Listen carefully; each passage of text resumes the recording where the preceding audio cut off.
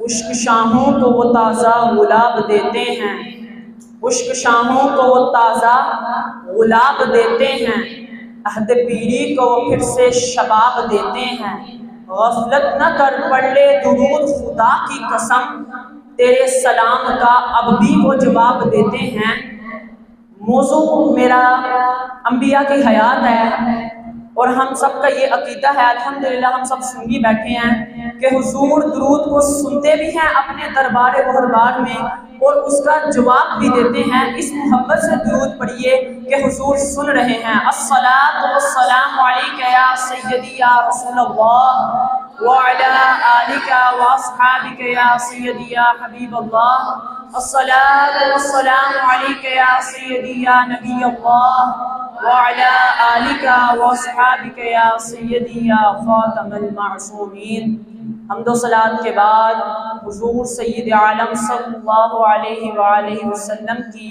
پاک بارگاہ میں درود و سلام کا نذرانہ پیش کرنے کے بعد تمام حاضرین و سامعین السلام علیکم ورحمۃ اللہ وبرکاتہ۔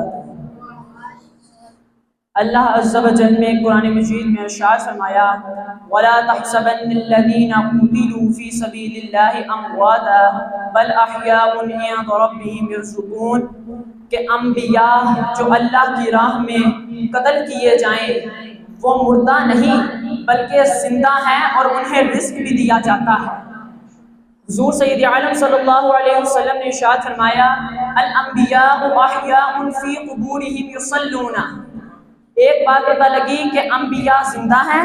اور رزق دیا جاتا ہے، اور حضور نے فرما دیا انبیاء اپنی قبروں میں زندہ ہیں اور نماز بھی پڑھتے ہیں۔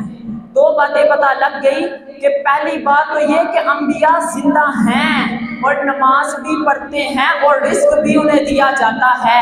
اب بھی لوگ بکواس کریں کہ مر کے مٹی ہو گئے، ہمارے مرشد کریم فرماتے ہیں کہ ہمارے مرشد کریم نے فرمایا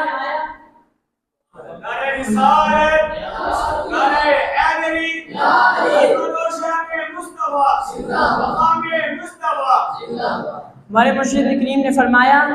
کہ غم تو وہ کریں جنہیں کہ چلے گئے، ہمارے تو ابھی بھی قبروں میں زندہ ہیں اور ہمارے اس درود ہم پڑھتے ہیں ان کا سلام بھی دیتے ہیں۔ ایک جگہ پھر حضور نے ارشاد فرمایا ان اللہ حرم علی الارض ان تأکل اجساد الانبیاء فنبی اللہ حی یرزق، کہ بے شک انبیاء اپنی قبروں میں زندہ ہیں اور انہیں رزق بھی دیا جاتا ہے اور وہ نماز بھی پڑھتے ہیں۔ تو پھر ہم کیوں نہ کہیں یہ انبیاء کی بات ہو رہی ہے، انبیاء کے سر